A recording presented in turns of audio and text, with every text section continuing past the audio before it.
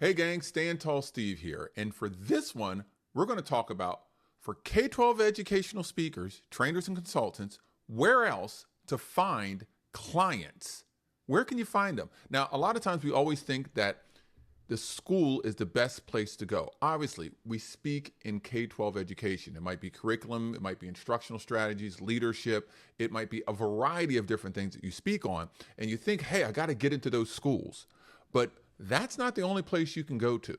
So here are the top 10 other places that you can go to find clients to speak for. Number one is educational service agencies and regional offices. What am I talking about? I'm talking about BOCES, RISAs, or county education offices. They often bring in speakers to support multiple districts. And here's the great thing. If you speak at some BOCES or some places like this, there's so many other districts there that will then in turn have you come to their district. I spoke as a BOCES up in upstate New York. In the room were 35 plus superintendents from different districts. And therefore, I was able to speak at a lot of all those. Number two, school district leadership retreats.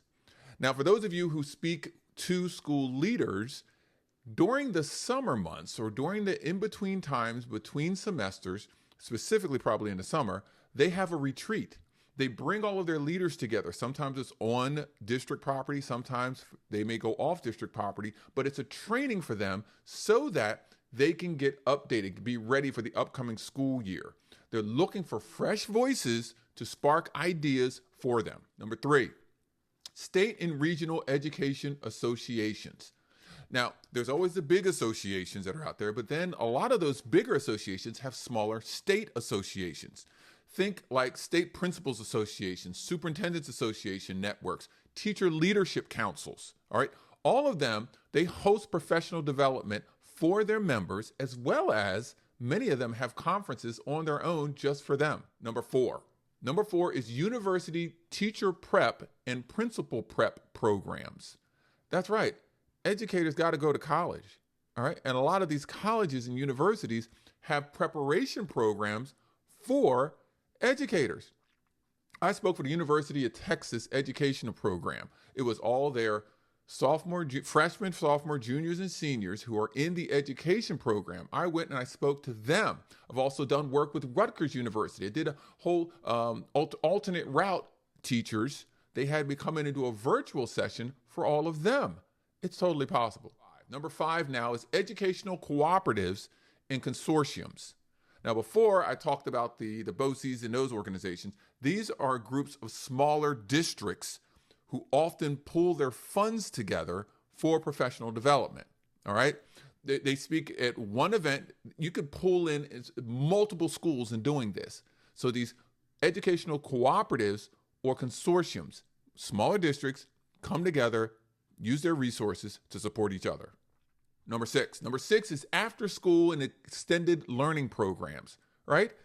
The school day ends, but then after that, there are so many things that are necessary to help students, to support them with their education or even just watch them after school hours. Many districts use SEL funds, leadership funds, enrichment programs that they have after school, and they need training for their staff as well as, if you do assemblies, for the kids.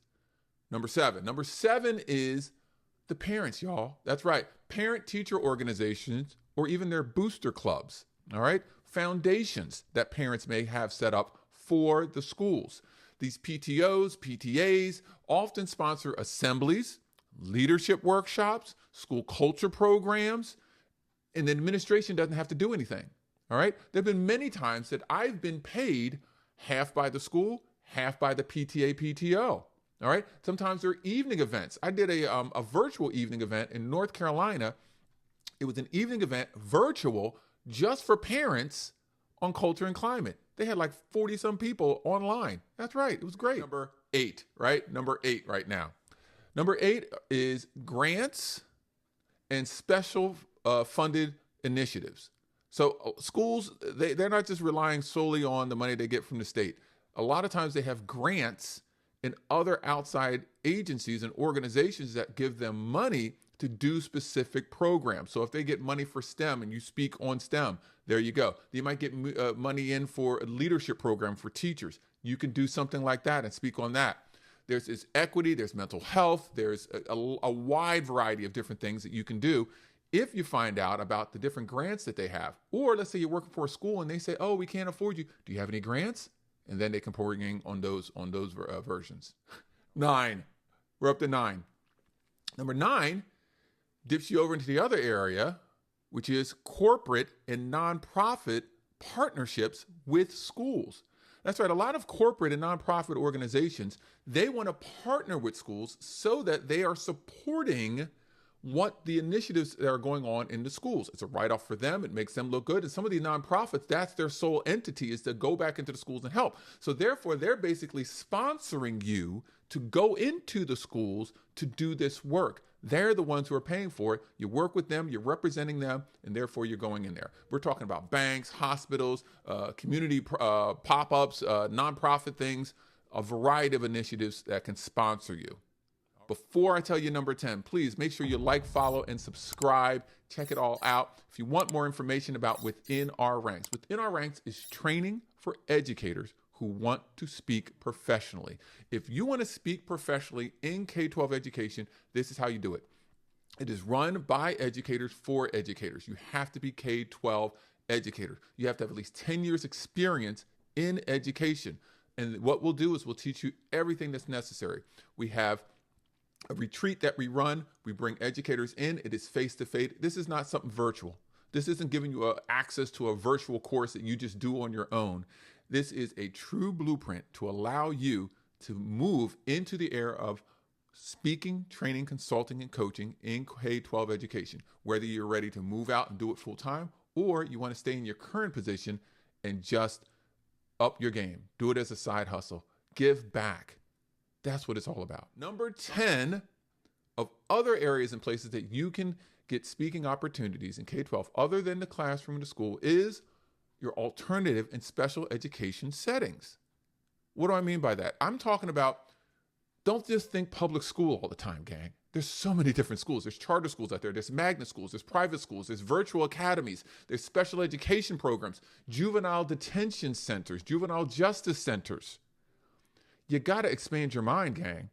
Education is not just in a public school. There are many, many, many different locations and opportunities. Often they need and they have the funds to do this, but so many few education K-12 speakers pitch to them to be able to give them the need and the knowledge that they really want and have. They need to have.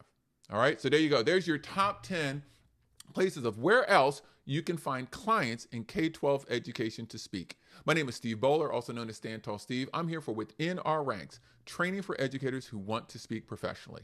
Make sure you like, follow, and subscribe, and go to withinourranks.com to learn more.